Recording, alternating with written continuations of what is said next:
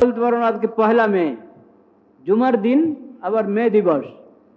শরীয়তের শিক্ষা, শ্রমিকদের অধিকার এবং শ্রমিকদের দায়িত্ব। মে দিবসে আপনারা কি শ্রমিকদের দায়িত্বের আলোচনা শুনেন, করেন না শুধু অধিকার? হ্যাঁ, শুধু অধিকারের কথা বলা হয়, কিন্তু সেটা শুধু বলার মধ্যে শেষ, লেখার মধ্যেই শেষ।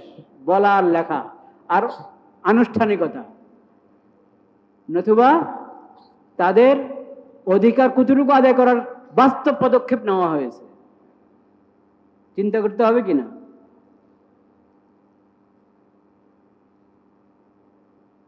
এবং তাদেরকে শিখাতে হবে তাদের দায়িত্ব। পশ্চিমার তরিকা হলো মানুষকে অধিকারের কথা বলে খেপিয়ে দাও, তাদেরকে দায়িত্বের বিষয় সচেতন করার কোনো প্রয়োজন নাই। এটা পশ্চিমার কালচার হতে পারে, মুসলিম উম্মতের কালচার এমন নয়। মুসলিম উম্মত অধিকার অধিকার তলব করা আগে দায়িত্ব শিখায়, যে তুমি দায়িত্ব পালন করা তোমার ফরজ। আর অধিকার দেওয়া যার ফরজ, তাকে তার ফরজের কথা স্মরণ করায়। অধিকার মানে অধিকার অধিকার পরে চিৎকার, যে আমার অধিকার আমাকে দাও, আমি আমার দায়িত্ব পালন করি আর না করি, এটা ইসলামের শিক্ষা না। ইসলাম হলো যার উপর হক তাকে বলে তোমার উপর অমুকের হক, তুমি আদায় করো।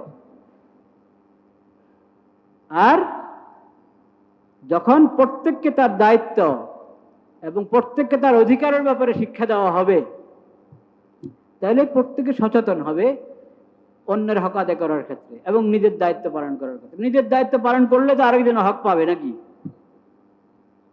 আল্লাহ তাআলা সেই তৌফিক দান করেন। লা ইলাহা ইল্লাল্লাহ। আল্লাহ রাব্বুল আলামিনের শুকর আদায় করি, আল্লাহ তাআলা আমাদেরকে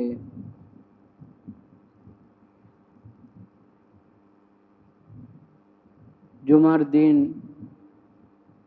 দান করেছেন এবং জুমার দিন মসজিদে জুমার নামাজ আদায়ের জন্য হাজির হওয়ার তৌফিক নসিব করেছেন। আলহামদুলিল্লাহ।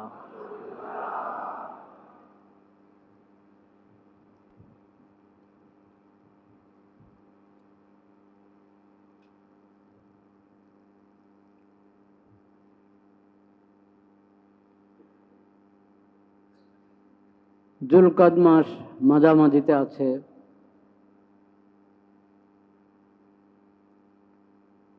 এই মাস শেষ হলেই জুলহজ মাস।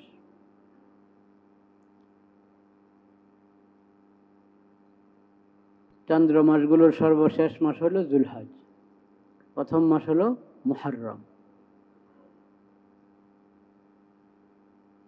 জুলহজ মাসে হলো হজ্জু বাইতুল্লাহ,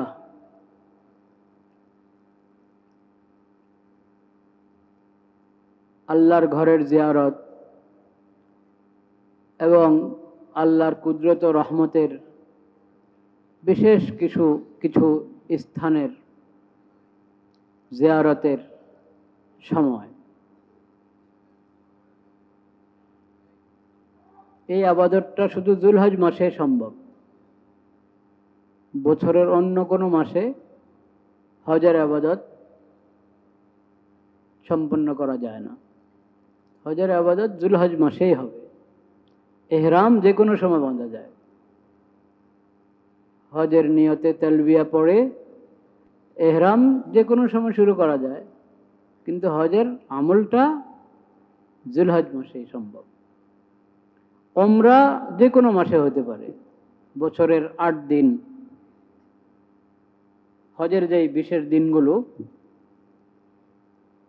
8 দিনে তো 5 দিন, হজের মূল যে সময়টা, ওই সময়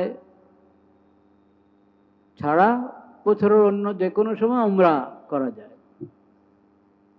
কিন্তু হজের ইবাদত জুলহজ মাসেই, এবং সেই আমলটা হলো জুলহজের 9 তারিখ। মূল আমল আরাফায় অবস্থান 9 জুলহজ, 10 জুলহজ কোরবানি সহ কঙ্কর নিক্ষেপ, অন্যান্য আমল এবং তওয়াফে জিয়ারত।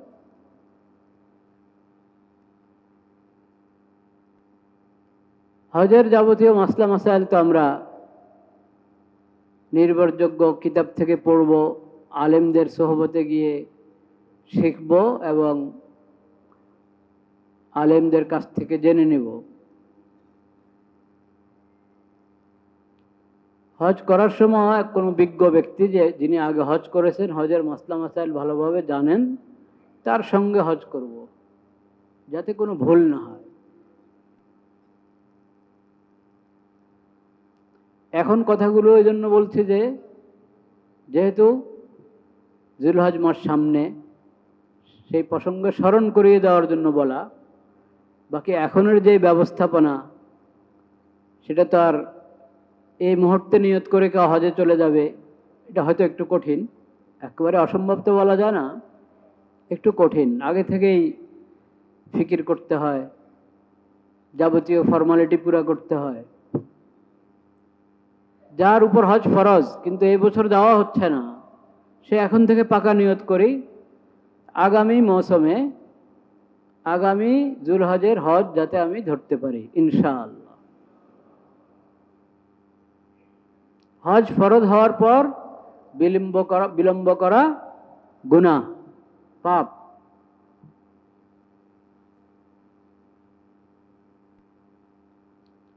হজ ফরজ হয় নাই, তাও তো দোয়া করে অনেকে মোহাব্বতে, আল্লাহর ঘর দেখবে, মসজিদে নববীতে নামাজ পড়বে।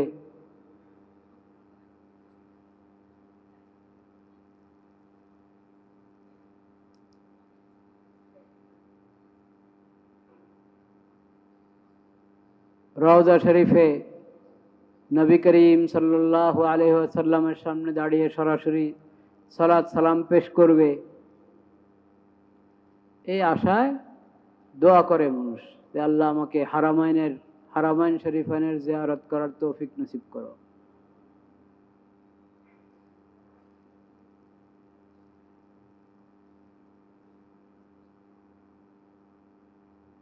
ইন্না আউওয়ালা বাইতিন উযিআ লিন-নাসি লাল্লাযী বিবাক্কাতা মুবারাকান ওয়া হুদাল লিল আলামিন। বরকত এবং হেদায়েতের কেন্দ্র হিসাবে আল্লাহ রাব্বুল আলামিন সর্বপ্রথম ঘর,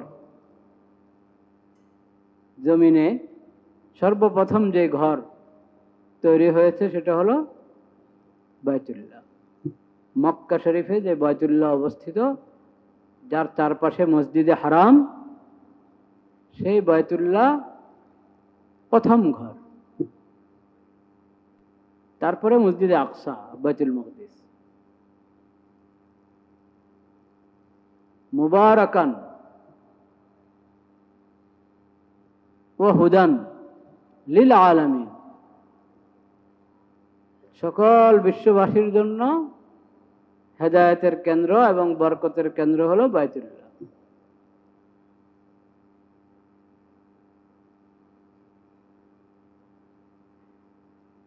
ফিহি আয়াতুম বাইয়িনাত, এই ঘরে রয়েছে অনেক বড় বড় নিদর্শন, স্পষ্ট নিদর্শন।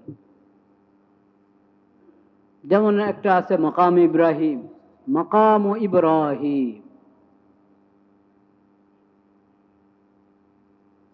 ইব্রাহিম আলাইহিস সালাম যেই পাথরের উপর দাঁড়িয়ে বাইতুল্লাহ নির্মাণ করছিলেন, সেটা হলো মাকাম ইব্রাহিম। এখনো বাইতুল্লাহর কাছাকাছিতে রয়েছে মাকাম ইব্রাহিম। তো বাইতুল্লাহ শরীফ ইহুদি খ্রিস্টানের কাউ কাউ অস্বীকার করত যে বাইতুল্লাহকে হেদায়েতের কেন্দ্র, বরকতের কেন্দ্র হিসেবে গ্রহণ করা, সেটা হয়তো স্বীকার করত, কিন্তু ইব্রাহিম আলাইহিস সালাম নির্মাণ করেছেন বাইতুল্লাহ এটা মানতে চাইতো না। আল্লাহ তাআলা বলেছেন যে মাকাম ইব্রাহিম তো বাইতুল্লাহর সাথেই আছে। ফীহি আয়াতুম বাইয়িনাত মাকামু ইব্রাহিম।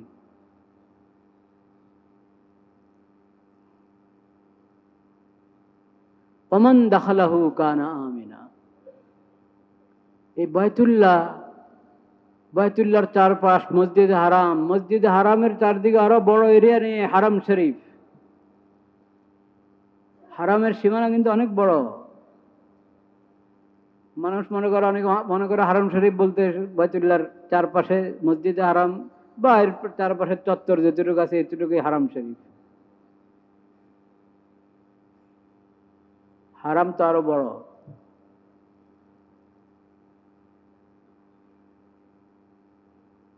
মদিনা মুনাওয়ারার দিকে যে রাস্তা, সেখানে তানঈম হলো নিকটতম সীমানা হারাম শরীফের। মসজিদে আয়েশা হারামের বাইরে। এরকম চারদিকে সীমানা আছে, চিহ্নিত আছে, আগে থেকে চিহ্নিত। মান দাখালাহু কানা আমিনা। এই ঘর এবং ঘরের চারপাশের হারামে যে প্রবেশ করবে সে নিরাপদ। ওয়ালিল্লাহি আলান নাসি হিজ্জুল বাইতি মান ইসতাতা ইলাইহি সাবিলা। বাইতুল্লাহ পর্যন্ত পৌঁছার যার সামর্থ্য আছে তার উপর আল্লাহর হক যে সে আল্লাহর ঘর জিয়ারত করবে, আল্লাহর ঘরের কি করবে, হজ করবে। এটা আল্লাহর হক ওই বান্দাদের উপর যাদেরকে আল্লাহ এই সামর্থ্য দান করেছেন যে সে বাইতুল্লাহ পর্যন্ত পৌঁছতে পারে। আসা যাওয়ার ব্যবস্থা আছে। যে কয়দিন সে হজের কাজে সফরে থাকবে তার জিম্মায়, তার অধীনে যারা আছে, যাদের ভরণ পোষণ তার জিম্মায়, সেই ব্যবস্থাও তার কাছে আছে। এমন ব্যক্তির উপর হজ ফরজ। নগদ ক্যাশ নেয়, কিন্তু অনেক প্লট আছে, গ্রামের মানুষের অনেক থেকে অনেক কানি জমিন আছে। ভাবে যে ক্যাশ টাকা নাই, 5-6 লাখ টাকা লাগে, এখন কি আরো বেশি? হ্যাঁ, 7 লাখ, 6-7 লাখ, তো এত টাকা নাই, এজন্য ভাবে যে হজ ফরজ না। অথচ তার যত জমিন ওখান থেকে কয়েক গন্ডা, শহরের ভাষায় কয়েক শতাংশ, কয়েক শতাংশ বিক্রি করলে, আর শহরওয়ালা যদি হয় তো কয়েক শতাংশের দরকার নেই।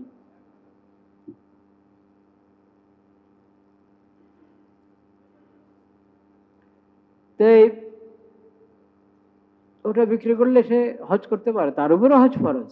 সোজা কথা, এই জন্য আল্লাহ রাব্বুল আলামিন বলেছেন মান ইসতাতা ইলাইহি সাবিলা।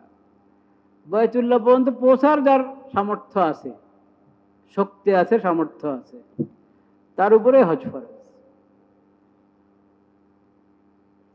হজ ফরজ হলো, কিন্তু অবহেলা করে করছে না। এই অবস্থায় যদি কারো মৃত্যু আসে তো এটা কি মুমিনের মৃত্যু হলো নাকি? এই মৃত্যু তো মুমিনের জন্য সাজে না, মুসলিমের জন্য সাজে না। মৃত্যু কখন আসে তো জানা নাই। সেজন্য প্রথম সুযোগ, হজ ফরজ হওয়ার পরে সর্বপ্রথম সুযোগকে কাজে লাগাবে, বিলম্ব করবে না। ওমান কাফারা ফাইন্নাল্লাহা গানিয়্যুন আনিল আলামিন। কেউ যদি এই ফরজ থেকে বিমুখ হলো, ফরজ স্বীকারই করলো না, তো ঈমানে নাই, পূর্ণ বেঈমান। ফরজ স্বীকার করছে কিন্তু অবহেলা, খামাখা কোনো ওজর ছাড়াই দেরি করছে, এটাও এক ধরনের কুফর, এটাও এক ধরনের কুফর, আমলগত কুফর। ওমান কাফারা ফাইন্নাল্লাহা গানিয়্যুন আনিল আলামিন। যে কুফর করলো এই ফরজের ক্ষেত্রে, তা আল্লাহ রাব্বুল আলামিনের কোনো ক্ষতি নেই। আল্লাহ ফরজ করেছেন, আল্লাহ এটাকে নিজের হক হিসাবে ঘোষণা করেছেন, সাব্যস্ত করেছেন আল্লাহর নিজের ফায়দার জন্য না তোমার ফায়দার জন্য? আল্লাহর বান্দাদের ফায়দার জন্য, আমাদের ফায়দার জন্য। আল্লাহর তো কোনো ক্ষতি নেই। আল্লাহ কখনো কারো ইবাদতের মুখাপেক্ষী নন। সকল থেকে সবাই তো আল্লাহর মাখলুক, সবাই তো আল্লাহর মাখলুক। সকল জগৎবাসী সবার থেকে আল্লাহ রাব্বুল আলামিন অমুখাপেক্ষী, আল্লাহ কারো মুখাপেক্ষী না। কাজেই তোমার ফায়দা, তোমার জরুরতের কথা অনুভব করো, উপলব্ধি করো, করে অতি দ্রুত এই ফরজ আদায় করো, হজের ফরজ আদায় করো।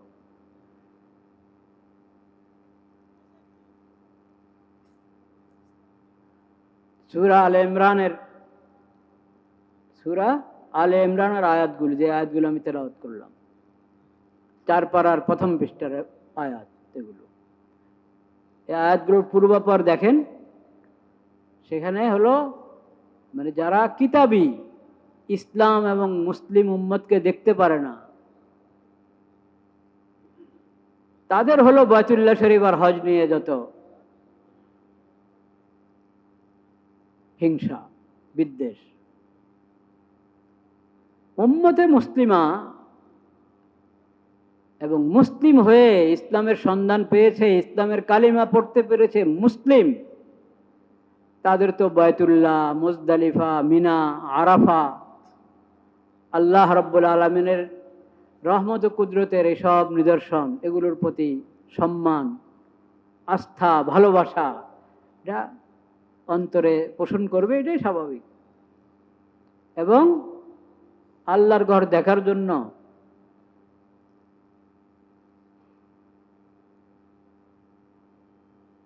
আল্লাহর কুদরতের নিদর্শনগুলো দেখার জন্য সাফা মারওয়া সহ বাইতুল্লাহকে ঘিরে যতগুলো জিয়ারতের স্থান আছে, ওসব হলো আল্লাহর রহমত, আল্লাহর কুদরতের নিদর্শন, আল্লাহর রহমতের নিদর্শন। এগুলোর প্রতি ভালোবাসা, টান, এটা ঈমানের আলামত, তাকওয়ার আলামত। ওমান ইউআযযিম শাআইরাল্লাহ ফাইন্নাহা মিন তাকওয়াল কুলুব। এটা তাকওয়ার আলামত, ঈমানের আলামত। আল্লাহ রাব্বুল আলামিন আমাদের অন্তরে ইসলামের নিদর্শনগুলোর মহব্বত এবং ভালোবাসা বাড়িয়ে দেন। ইসলামের নিদর্শনগুলোর প্রতি আমাদের অন্তরে সম্মান, শ্রদ্ধাবোধ বাড়িয়ে দেন।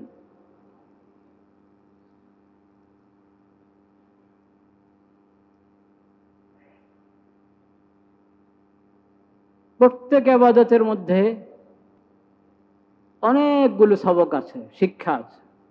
প্রত্যেক ইবাদতে অনেক শিক্ষা।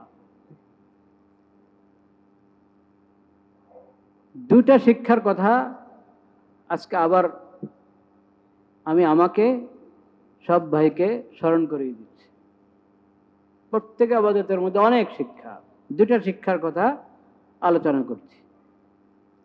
একটা শিক্ষা হলো প্রত্যেক ইবাদতের মধ্যে তাওহীদের কথা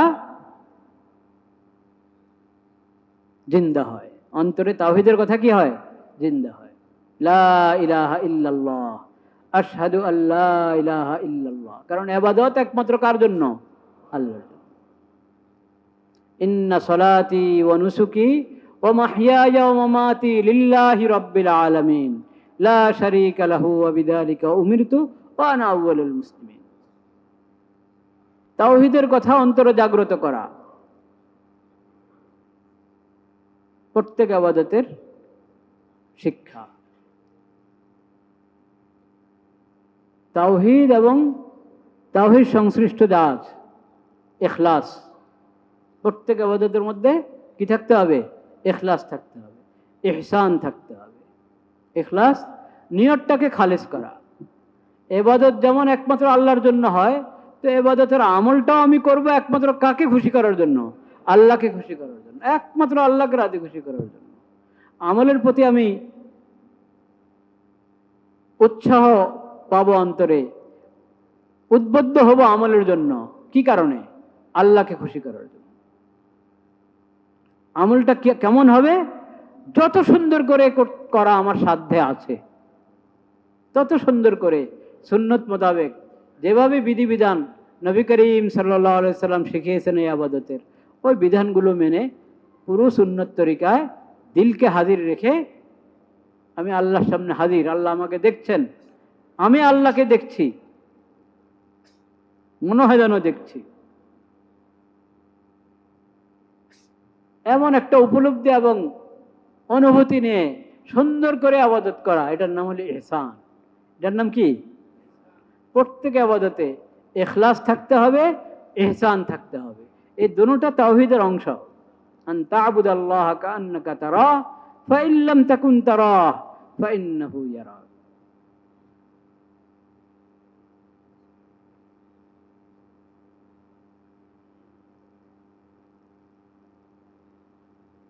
কখন ইখলাস, ইখলাস এবং ইহসান ইবাদতে পাওয়া যাওয়ার জন্য খুশু খুজু থাকতে হবে। ইবাদতের মধ্যে কি থাকতে হবে? খুশু খুজু, দুইটা শব্দ, খুশু আর কি খুজু। আরবি শব্দ তো, নিজেদের ভাষা বললে তো আমরা অনেক সংক্ষেপে সহজে বলে ফেলি খুশু খুজু, খুশু খুজু, খুশু খুশু খুজু। তো যাই বলেন, খুশু খুজু বলেন, আর একবারে আরবি শব্দটা ভালোভাবে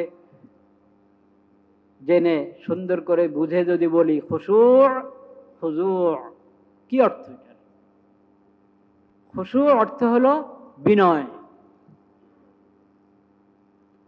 অন্তরের মধ্যে বিনয় থাকা, বিনয়ী হয়ে আল্লাহর দরবারে দাঁড়ানো।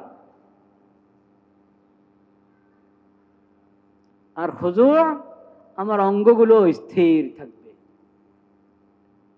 ইবাদতের যখন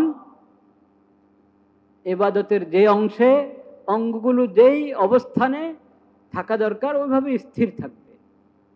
রুকুতে যেমন থাকা দরকার, যেমন নামাজের ইবাদত যদি হয়, রুকুতে কেমন থাকবে, সিজদাতে কেমন, বসাতে কেমন, আমার ইবাদতের যখন যে অবস্থান, সেই অবস্থান হিসাবে আমার অঙ্গগুলো স্থির থাকা, যেমন নবী করিম সাল্লাল্লাহু আলাইহি ওয়াসাল্লাম তালিম করেছেন, ওই অবস্থার নাম হলো খুজু। এটার নাম কি? খুজু। লাউ খাশা কলবু হাদা লাসাকানাত আতরাফু।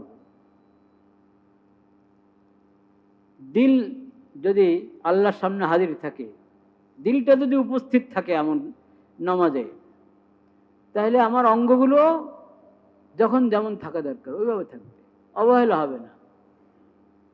সিজদায় গিয়ে দেখা যায় আঙ্গুলগুলো, পায়ের আঙ্গুলগুলো জমিন থেকে উঠিয়ে আঙ্গুল এদিকে এদিক সেদিক ঘোরাঘুরি করা ঘুরছে ডানে বামে। তো নামাজের মধ্যে যদি দিল হাজির থাকে, আল্লাহর সামনে আমি হাজির, আল্লাহর ইবাদত করছি, এই অনুভূতি জাগ্রত থাকলে তো এমন হবে না। আঙ্গুলগুলো তো জমিনে লাগা থাকার কথা, আঙ্গুলের মাথাগুলো কিবলামুখী থাকার কথা যতটুকু সম্ভব। পুরো শরীরের অবস্থান সুন্নত মোতাবেক হবে, স্থির থাকবে। দিল বিনয়ে পূর্ণ থাকা, অঙ্গগুলো সুন্নত মোতাবেক স্থির থাকা, যে হালাতে যেমন থাকা দরকার ওইভাবে থাকা। তাইলে খুশু এবং খুজু হলো। এই খুশু খুজু, আপনি বলেন খুশু খুজু বাড়লে ইখলাস বাড়বে, বা বলেন ইখলাস বাড়লে খুশু খুজু বাড়বে, একটা আরেকটার সাথে যুক্ত। খেয়াল করে আমি যদি ইখলাস পয়দা করার চেষ্টা করি, খুশু খুজু বাড়বে। খুশু খুজুর প্রতি আমি যত্নবান হলে ইখলাস বাড়বে।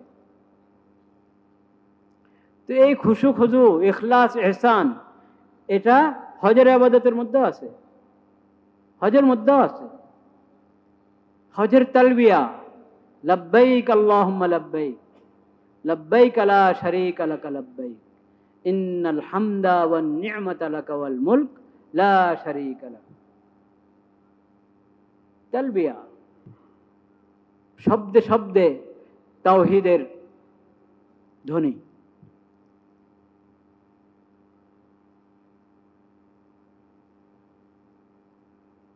একমাত্র তালবিয়ার আকর্ষণে তো মানুষ হজের জন্য প্রস্তুত হয়ে যাওয়া দরকার। তালবিয়ার আকর্ষণে, এর ফরজ হজ এখনো করি নাই।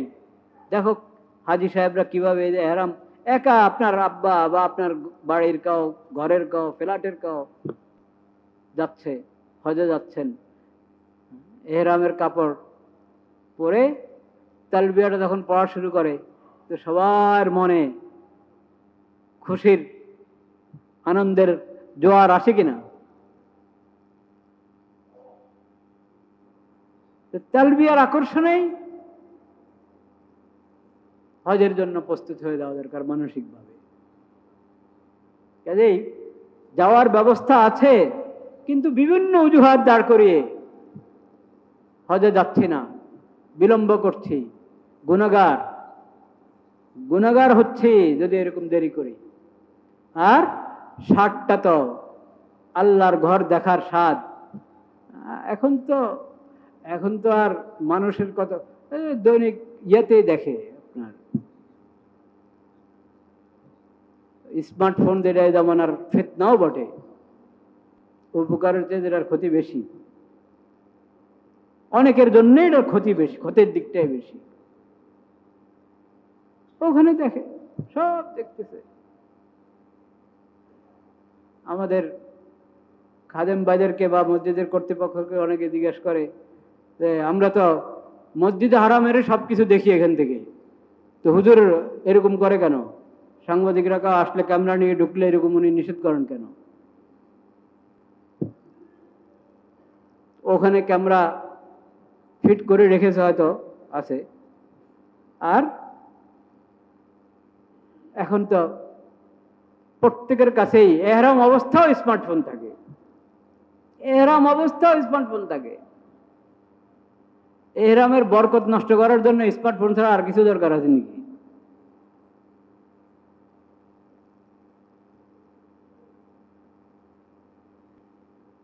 স্মার্টফোনের ওই নিয়ন্ত্রিত ব্যবহারের দ্বারা আপনি মসজিদের বরকত অক্ষুণ্ণ রাখতে পারবেন, ইবাদতের বরকত অক্ষুণ্ণ রাখতে পারবেন, হারামাইনের বরকত অক্ষুণ্ণ রাখতে পারবেন। ওইরকম থাকবেন, এরকম দুই চার ফেরেশতা আল্লাহর জমিনে না থাকলে তো কিয়ামতে হয়তো এসে যেত। কিন্তু অধিকাংশ মানুষের হালাত কি?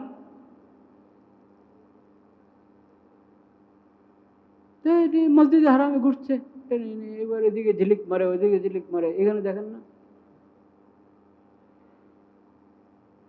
পকেট থেকে বের করে করে খুতবা চলা অবস্থা, যে যখন মনে চায় তখন।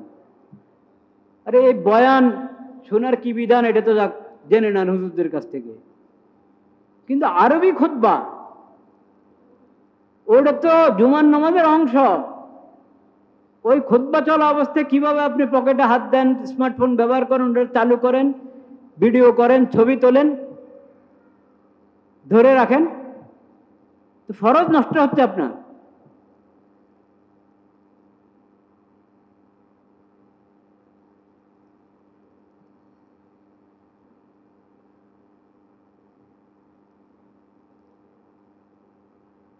লা ইলাহা ইল্লাল্লাহ, লা ইলাহা ইল্লাল্লাহ, লা ইলাহা ইল্লাল্লাহ।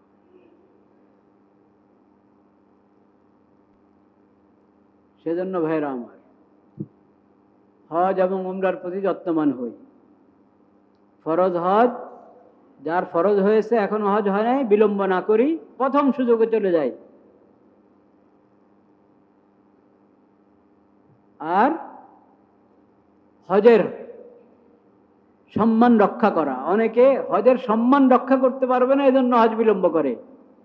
হজের সম্মান রক্ষা করতে পারি কি পারি না, পারবো কি পারবো না, এই আপনার চিন্তায় হজ বিলম্ব করা, এটা আরো গুনাহ, এটা আরো গুনাহ, আরো বড় পাপ। নিশ্চয়ই হজের লাজ রক্ষা করা, হজের সম্মান রক্ষা করা জরুরি, কিন্তু ওটা আমি পারবো কিনা, ওটার আমার বয়স হয়েছে কিনা, এই কথা চিন্তা করে ফরজ হজ বিলম্ব করা এটা আরো বড় পাপ, আরো বড় গুনাহ। বলেন নাউযুবিল্লাহ। আল্লাহ তাআলা তৌফিক দান করেন। কেউ বলতে পারো না আজকে পহেলা মে, জুমার দিন, আবার মে দিবস, তো হুজুর মে দিবস সম্পর্কে কিছু বলেন নাই। সেই আলোচনা আমি অনেক জুমা আগে করেছি। আল্লাহ হায়াত রাখলে আগামী জুমা বা এর পরের জুমা করতে পারবো ইনশাআল্লাহ, সে আলোচনা হবে ইনশাআল্লাহ। কিন্তু সেটা মে দিবসের আলোচনা না, সেটা শরীয়তের শিক্ষা, শ্রমিকদের অধিকার এবং শ্রমিকদের দায়িত্ব।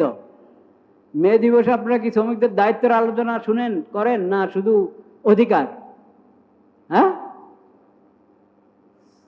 শুধু অধিকারের কথা বলা হয়, কিন্তু সেটা শুধু বলার মধ্যে শেষ, লেখার মধ্যেই শেষ।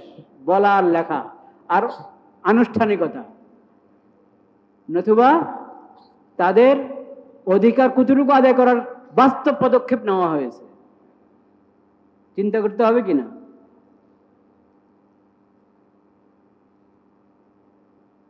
এবং তাদেরকে শিখাতে হবে তাদের দায়িত্ব।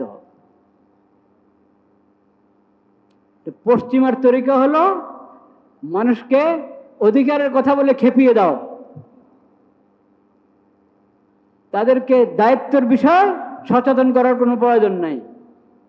এটা পশ্চিমার কালচার হতে পারে, মুসলিম উম্মতের কালচার এমন নয়। মুসলিম উম্মত অধিকার অধিকার তলব করা আগে দায়িত্ব শিখায়, যে তুমি দায়িত্ব পালন করা তোমার ফরজ। আর অধিকার দেওয়া যার ফরজ, তাকে তার ফরজের কথা স্মরণ করায়। অধিকার মানে অধিকার অধিকার পরে চিৎকার, যে আমার অধিকার আমাকে দাও, আমি আমার দায়িত্ব পালন করি আর না করি, এটা ইসলামের শিক্ষা না। ইসলাম হলো যার উপর হক তাকে বলে তোমার উপর অমুকের হক, তুমি আদায় করো। আর যখন প্রত্যেককে তার দায়িত্ব এবং প্রত্যেককে তার অধিকারের ব্যাপারে শিক্ষা দেওয়া হবে, তাহলে প্রত্যেকে সচেতন হবে অন্যের হক আদায় করার ক্ষেত্রে এবং নিজের দায়িত্ব পালন করার ক্ষেত্রে। নিজের দায়িত্ব পালন করলে তো আরেকজন হক পাবে নাকি? আল্লাহ তাআলা সেই তৌফিক দান করেন। ইনশাআল্লাহ এই বিষয় সামনে আল্লাহ হায়াত রাখলে কথা হবে। এখন আমরা সুন্নতে মুআক্কাদা পড়ি, তারপরে খুতবা জমাত ইনশাআল্লাহ।